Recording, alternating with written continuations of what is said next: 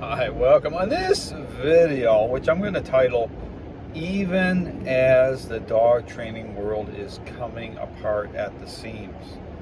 People are questioning, the information I'm putting out. Again, you read some of the comments coming in by way of these bribery-based dog trainers who are in a mess. Understand that, again, the issue about blame shifting on the dogs. I talk about how that's become normalized, based on the fact that 99.5 or 8% of all dog trainers out there are approaching a relationship problem between dogs and owners as a learning-based exercise, and how that sets up this scenario for shifting the blame onto there's something wrong with the dog, as dogs are looking fantastic in the training environment, responding for treats. Meanwhile, the relationship isn't actually getting any better. Just common sense as to why that would be. I understand this has been going on since the beginning, and things are only getting worse and worse and worse. And you see, the balanced dog trainers, their attempt to, have their cake and eat it too, by way of this, remote collar study, where like 100% of the dogs were yelping. I talk about that. So again, any study that's put out by someone who identifies as a balanced dog trainer or force free isn't going to line up. Just understand that based on the foundation of what they're advocating as a process. I talk about the right way to study dogs by way of the social aspect of the relationship.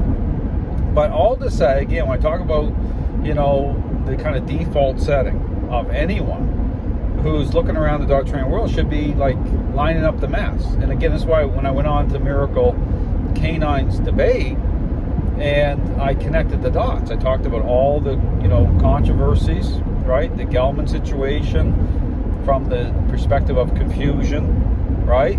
Everything that's happening. Look at the balanced dog trainers piling onto that situation. It's incredible. But that's the point, is to understand that this has nothing to do with connecting dots properly, just like the process itself.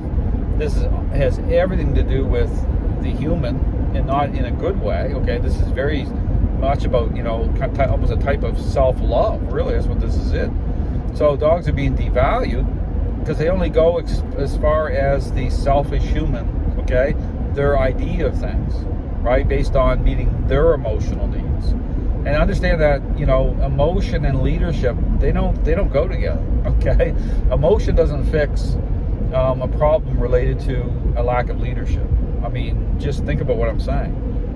But it leads people into deception, because if it's all about just response in a very superficial way, people buy into that, even though it doesn't. There's like, that probably is gonna. If I start engaging in bribery, that's probably not going to be the right way to go here. In fact, it's probably going to be deceptive. People are willing to buy almost anything as long as they're hearing what they want to hear.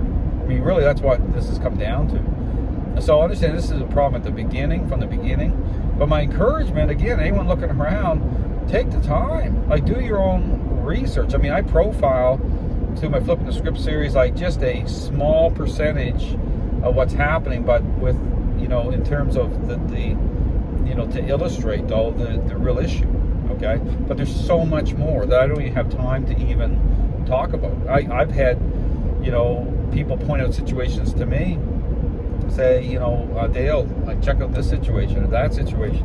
There's so much, it's just pervasive in the dog training world.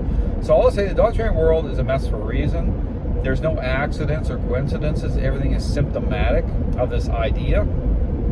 People are leading with emotion versus leadership, versus those core ingredients I talk about, influence and control. And people are angry and upset, even while they're, failing themselves. And these trainers, they have their own personal dogs. You'll see some videos coming up here of the hypocrisy of the entitlement of, handing out advice to dog owners making money, while they have dogs with a relationship problem, reactive dogs they can't even resolve the issues with. That people have really almost it's gotten so bad, the mask has come off. It's well, that's okay. That's just a way for me to be able to relate. to dog owner. So this is so twisted. Understand, so twisted. And this is not, was never about dogs the right way from the beginning. Understand that. I don't care what anyone says on social media. People can portray themselves any way that they want to market themselves. It doesn't mean it's the truth at all. I mean, there's so many lies being told that because this idea itself is based on what I call the big lie, that training is a learning-based exercise once a relationship problem is underway between dogs and owners. There's the big lie.